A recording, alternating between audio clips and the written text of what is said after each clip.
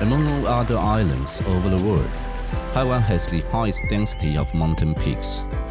Besides the highest mountain in East Asia, Jet Mountain, there are 268 peaks over 3,000 meters high. In recent years, outdoor activities have exploded in popularity, and thus, backpacking has become popular over Taiwan.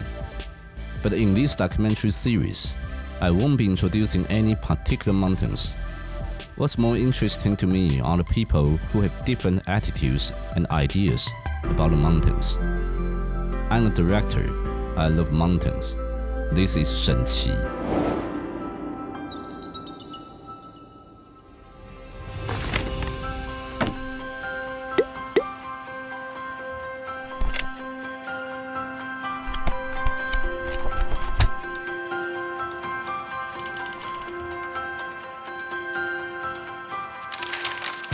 In 2019, Taiwan government lifted various regulations regarding mountains. No longer would the mountains be closed off. People would be encouraged to go out there. However, the lack of complementary measures has led to troublesome situations. I met someone online recently. He doesn't just go backpacking. He also wants to write articles to address the problems in mountain activities. Is this doable?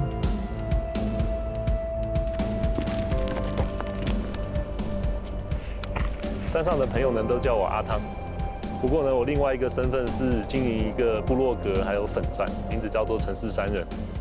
一开始我对自己的想象，也就是说去了一些地方，然后写游记这样子的，分享一些登山经验。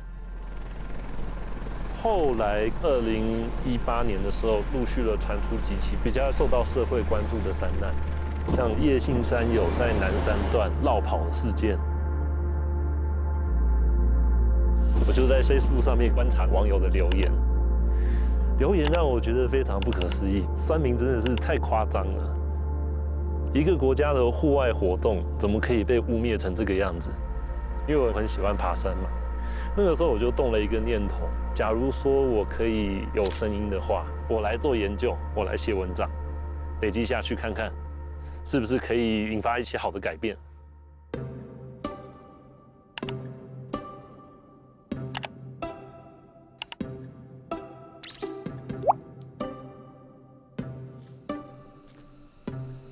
在山底下跟不太认识的人处在一起，我是一个比较沉默寡言的人。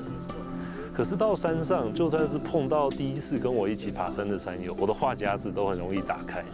我甚至边爬坡边唱歌，这个事情我都做了，很奇妙，就觉得山下的我跟山上的我好像是两个不同的人。我们雪山圣人线正式出发了，第一次跟山人一起上山。大家好。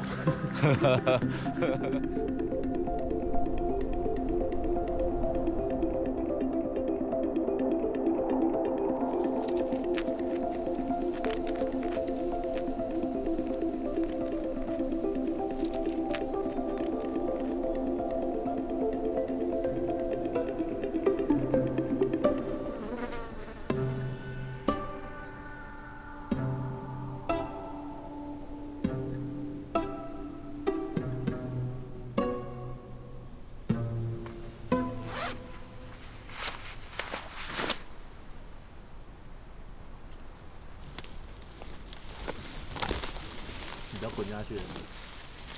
请问你登山会带毛毯吗？毛毯不会，不要大便就不要就好。那如果很想大便了怎么办？就真的找偏远一点，不要在路径上。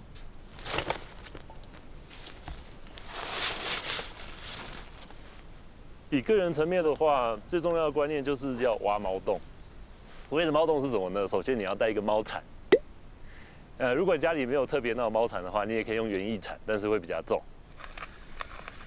猫洞就是基本的理念啊，就是要远离水源、远离营地。可是大部分的民众并没有挖猫洞这种观念，他们想上厕所，那周遭很明显是没有厕所的嘛。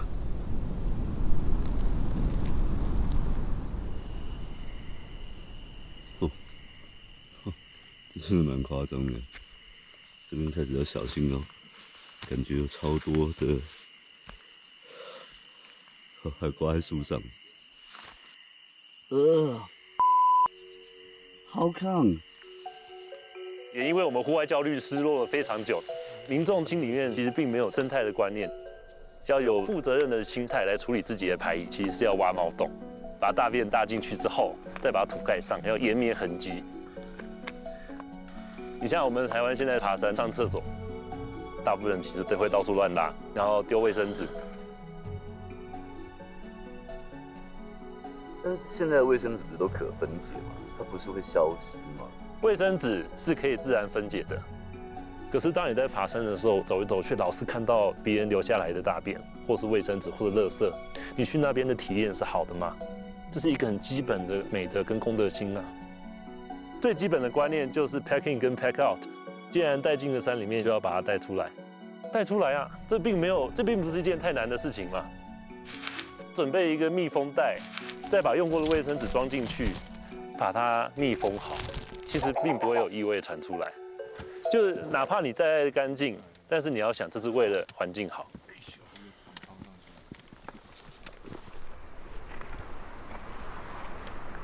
从另外一面来看，政府也没有尽到自己应尽的责任。像嘉罗湖、松罗湖或是绵月县，这么多人去的地方，政府其实是有责任设立生态厕所。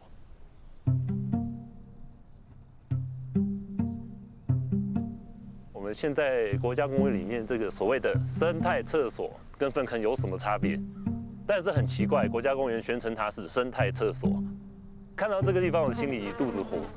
进去臭得要命，苍蝇到处乱飞，上面还没有任何东西掩盖，这对环境是好的吗？晚上上厕所的时候，你头灯还要特别角度要调上一点，我一点都不想往下看，甚至我有时候还想说，哇，里面实在是好臭，我应该深吸一口气，闭气再进去上啊。可是山上啊，氧气又比较稀薄一点，那进去又憋不了多久，就还是闻到了。如果你用国外的一些比较先进的案例，像是干式生态厕所，这种我觉得还比较像是生态厕所，而不是我们现在用的粪坑。也许你没有上过山，没有上过，我相信你体验一次，你就可以知道为什么我说它是粪坑，这是不容置疑的事实。Only after the filming of Halfway There started, did I realize that my outdoor knowledge was inadequate. I had been backpacking for 8 years, but it wasn't until today that I started using a backpacking trowel and learned about composting toilets. They should be able to speed up decomposition and minimize odor. It shouldn't be like the pit latrines we see here now. The authorities need to address this issue as the mountains are now open to more people. Do we really understand the mountains?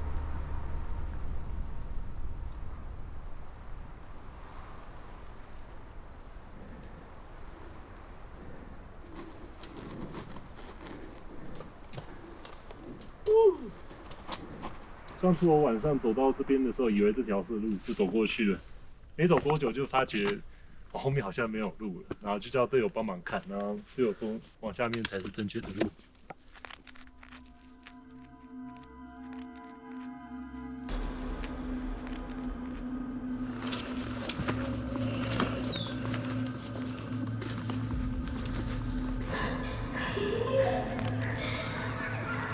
根据消防署的数据统计，山难最普遍的原因是迷途。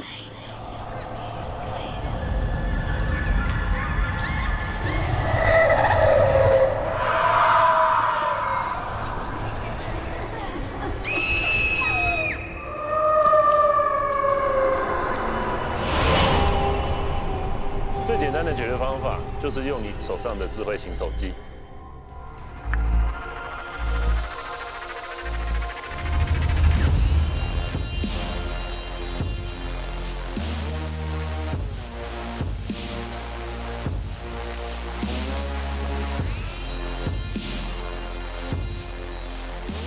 不论你是 Android 系统或是 iOS 系统，在网络上都有相当多的 GPS 导航的 App 可以让你选择。只要你下载这些 App， 再加上离线地图，这样你到了野外环境，就算没有收讯，打不了电话，没有网路，也没有 WiFi， 这种情况底下，你还是可以用得了它。离线地图先下载好，开启 GPS 导航的 App， 你就可以马上知道自己在地图上的哪个位置。你的问题解决了，我相信我们的山难一定会少非常多。我们现在就来做一个小小的填调。好，那先从制片月开始。可以看一下你的手机吗？手机，你有下载那个离线地图吗？这次好像没载。好了，那我们问一下摄影的。我有。哪一款？我自己用这个。你用哪个？那阿鸟嘞？现在在找，我的现在在找太公寮古道，现在在找离线地图。这看起来也是现在在找路的哦，也是现在才在找那个 GPS 哦。昨天载到一半睡着。也是现在才在载的哦。好，现在你是用什么？我用那个绿野游踪。绿野游踪。手机萤幕有点裂，像现在用 GPS 就可以找到定位了，可以看到我们，因为它这个路线都是一开始你在离线地图就有的，内建好的。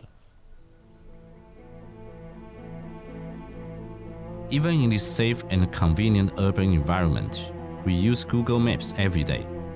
When we are in the mountains, which is a more dangerous place, why don't we download a GPS app? They really are simple to use, and who knows, maybe one day it could save your life or someone else's life.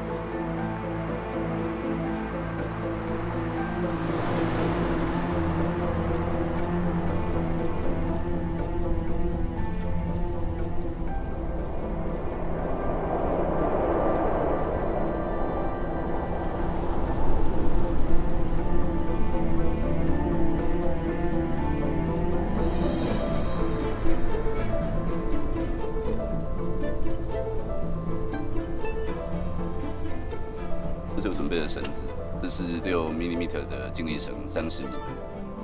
我们打算采取人包分离的方式，先把背包垂降下去，然后我们人再下去。那通常会做人包分离呢，第一个它可能地形比较危险，比较可能是一个非常垂直的地形。然后因为我们背重装的时候，背包是非常重的，我们又要顾地形，也要顾手顶，又要顾脚点，这个其实危险性会增加。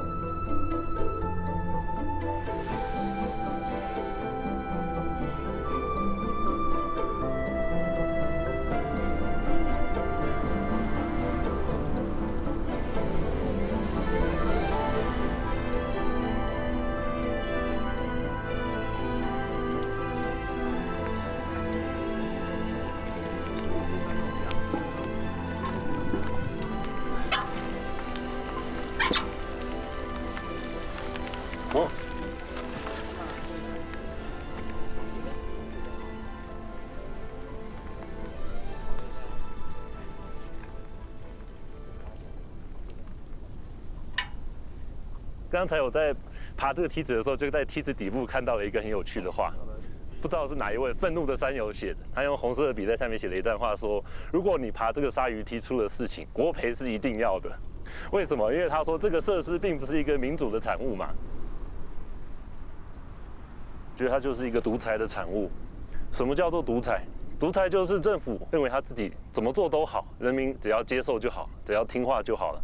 这个心态简单来说就是，我觉得什么是为你好，你就要觉得是好。路爬鲨鱼梯，走下去的时候膝盖还要打外八，不然会撞到这个很痛。当这个梯子盖好之后，网络上舆论是蛮沸腾的嘛，哇，一下子大家讨论就炸了锅了。然后讨论的几点主要是分在几个面向啊。第一个就是荒野中为什么要有这种人造物？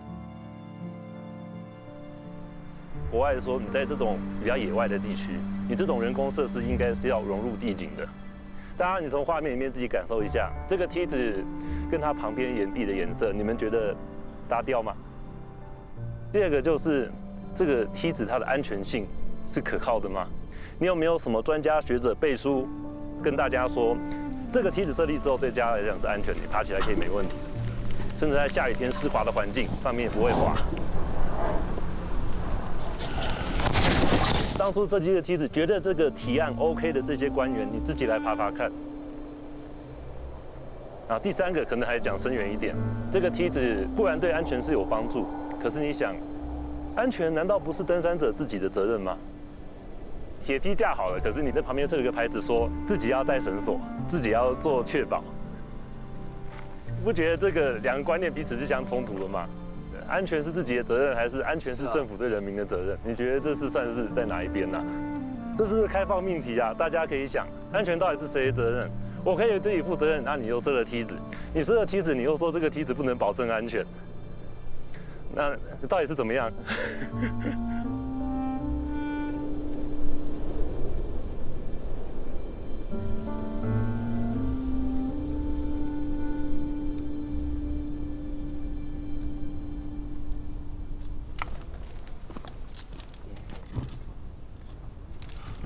什么东西啊？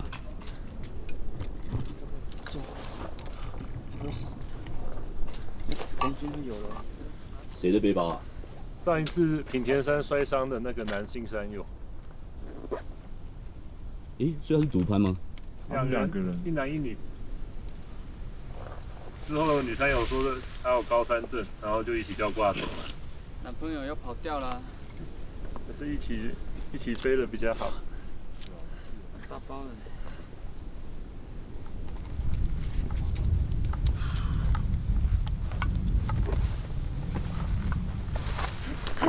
怎么还有一个？对啊，看颜色也是女款的，应该是那个女山友的，还加 GoPro 跟相机。这个很重，他好不容易才清完一个。我来拍照留念一下。我们现在爬山大众化了、观光化了，人人皆可为登山客。尤其我们现在处在一个登山教育跟户外教育相当缺乏的时代，所以大家对于走出户外要准备什么东西，甚至对自己体能的评估都不知道该怎么做，就上路了。那大家其实对于一条路线自己该尽的安全责任，感受是越来越薄弱了。像是我的父亲就是属于那种准备很不足的登山者。因为他本身是一个很喜欢爬山的人，他出差到一个地方也会去爬山。他觉得自己体力好，什么都办得到，还可以兴高采烈的跟我们说：“哇，这次历险多么精彩啊，差点死在山上。”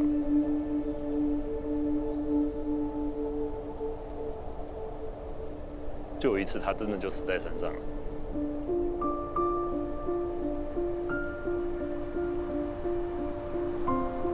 那个时候我也有亲自跟着搜救队员上山找他，但是就是周围每个区域都试过了，最后还是无功而返。依然没找到。对，依然没找到。这件事情在我们家庭里面也是一个很大的创痛，然后甚至事后过了事隔多年，我妈还是偶尔会提起，爸爸到底跑到哪里去了？怎么还不回来？然后还跟我讲一些，哎呀，算命师说他一定快几年之后回来的，不要担心。但是听到这种话，我心里怎么听都是越来越难过，因为身为一个理智的人，我知道他是不可能回来的。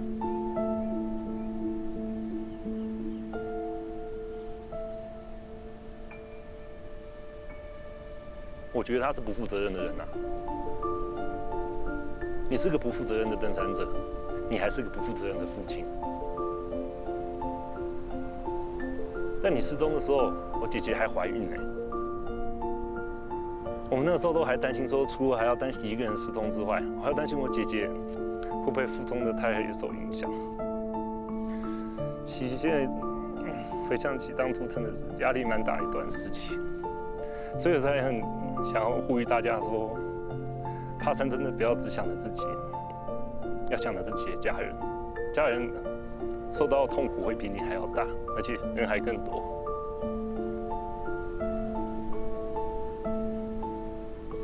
哦，事隔多年提起这件事，还是忍不住哭了。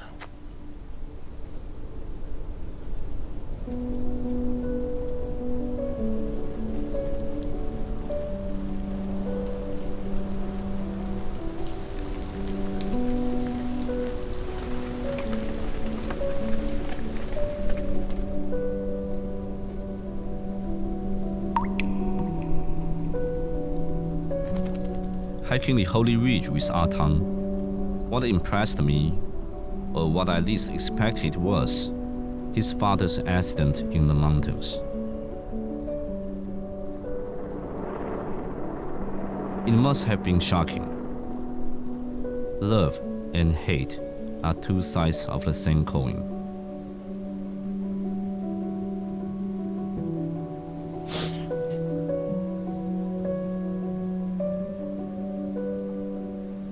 你在登山的时候会常想到你爸吗？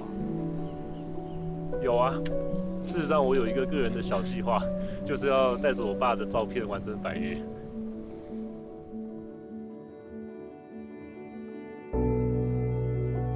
一般来讲，家里有人出事情，可能大家反应是也是很可怕。不过对我来讲不是这样的，我爸爸失踪这件事情虽然是个打击，可是反而让我觉得对山更加有好奇了。我会想说，要怎么样准备才不会像我爸一样出事？后来也变成说会有苦口婆心的态度存在，因为像我很多文章，其实很多观念是翻来覆去一直讲。觉得如果能捞起一个是一个吧，只要多一个人知道，说不定就可以阻止类似的悲剧发生。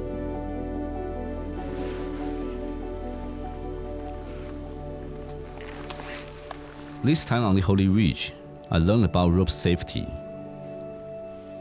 My takeaway is, I hope to become someone who can take better care of myself, and I hope to become someone with greater abilities. So when someone is in need, I can take care of others. Being able to take care of yourself implies a sense of responsibility to yourself.1、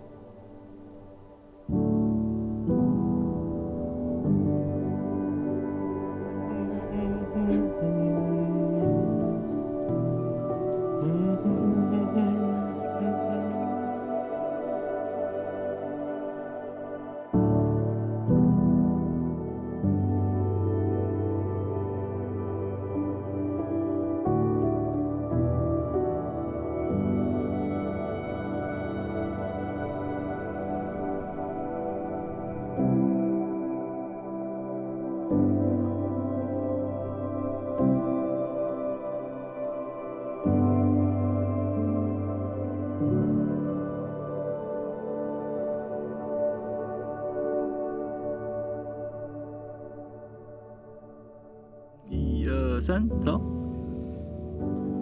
自然一点，自然一点，对。自然一点，自然一点，对。谁会抓大饼啊？这怎么可能自然？这就是猫洞。